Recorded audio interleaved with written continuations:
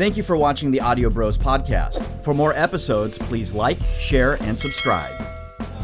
I'm going to be creeping, trying to figure out who it is.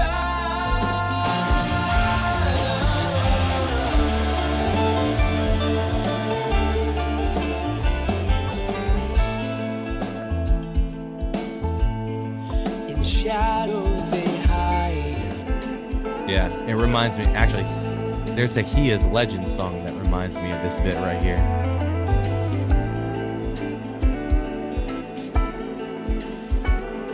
I'm a sucker for that blues picking stuff.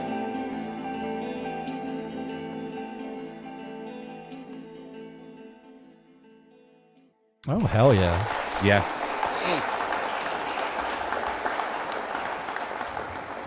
Like, I don't think there's anything inherently wrong with like the mix in here and like the production. I didn't hear anything that sucked for sure. No. Like, this is like refreshing.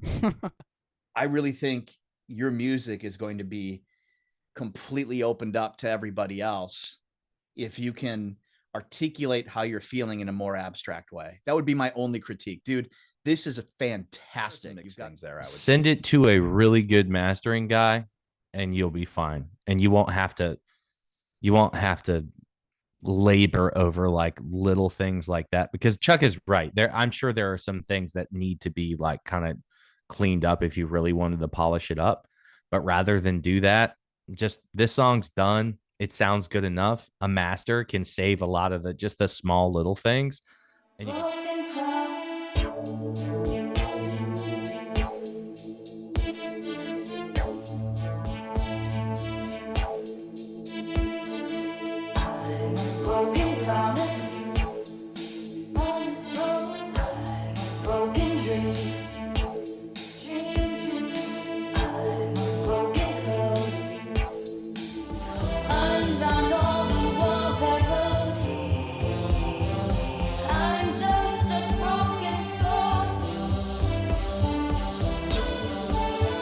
What I would like to hear from this is like ironing, like fleshing this out more, right?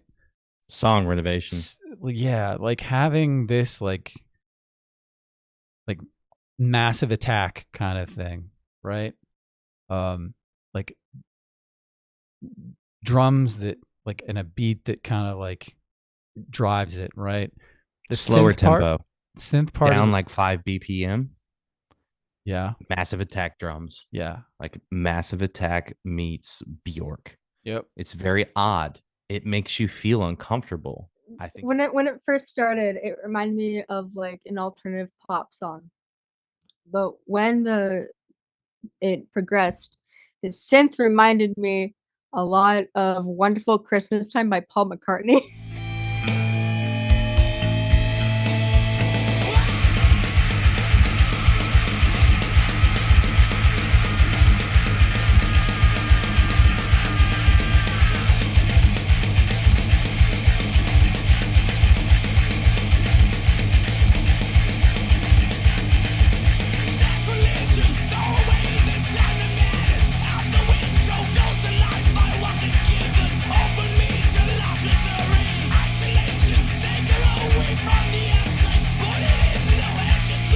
If you're going to write a 5-minute song, you've got to have 5 minutes worth of parts.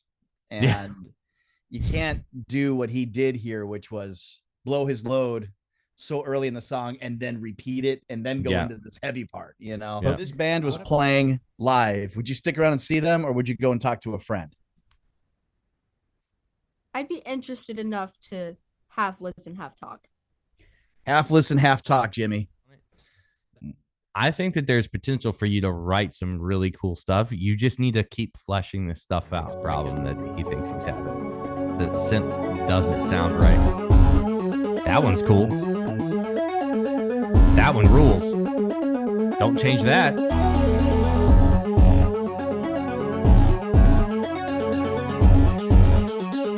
want to hear like big, huge orchestral drums hitting those. Dun, dun. Yep. Down, down. Down, down, down, down. Bow.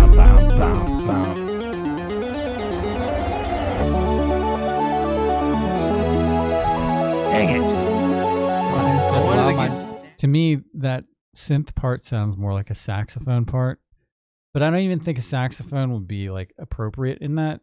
And it comes down to textures and the way that you're like the way things inherently like blend together. One of the hardest things to do is like mix orchestral drums, big huge orchestras, and like heavy metal music, and not make it sound like 80s like thin guitar, just like kind of the cheese stuff that you hear, because you're talking about like things that occupy the same space, and that you kind of have to pick your poison, which one you want to sound more huge, right? And I think it's in this case, like, I think it's a combination of that lead line and the drums that you have in there. Like, oh man, missed opportunity there. But the flip side of that is it has to go somewhere that's like even bigger than before, right? And I don't think that necessarily did that. Cool outro, but I think for me, this needs like some restructuring and rethinking of like the textures that you're using. But that's just my opinion.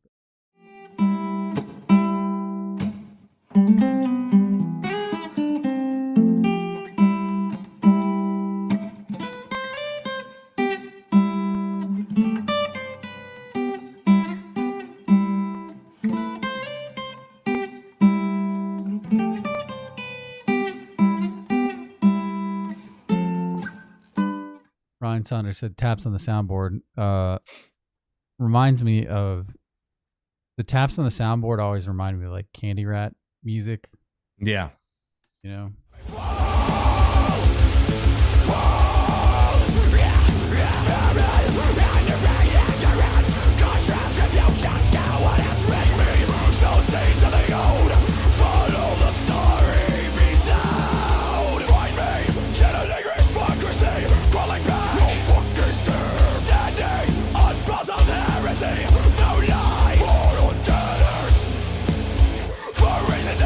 Okay, so like the first second or so reminded me a lot of Motionless in White, and then it kind of like weaved its way into a kind of corn sound, vocal wise. Guitars reminded me a lot of Motionless in White, and drums is like the new metal 2000s type drums. We're far enough away from the 2000s and even the 2010s for this stuff to be an issue. Like, people want to hear good music. You know, our favorite bands, you know, they've kind of shot their shot, they've done their thing, and now it's kind of it's up to the rest of us to go, you know, what do we really want to hear? And I think it's really important. I mean, I think you're not the worst thing about the metal scene back 10, 15 years ago. You got a bunch of these neckbeard Redditors talking about bands being derivative and this and that. Well, you know, I come from, you know, a school of thought of, you know, the best people, you know, usually take the best ideas and run with them. And I think you've taken the best ideas from a lot of different bands and created your own sound with it.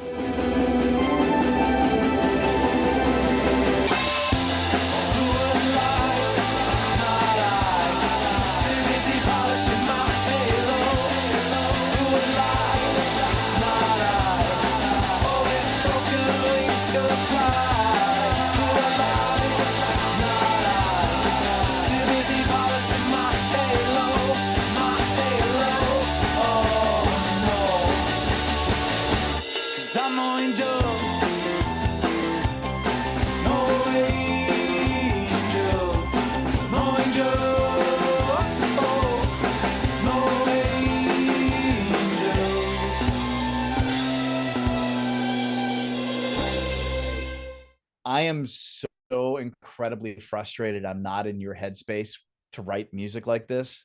All of your music to me sounds like I'm having a deep conversation with a good friend.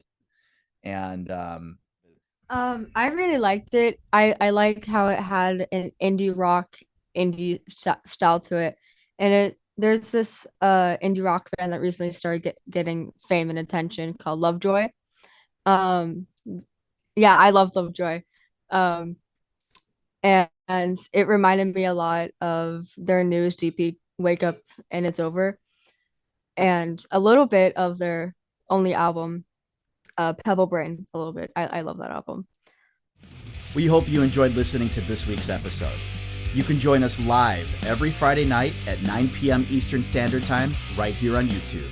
And don't forget to like, share, and subscribe.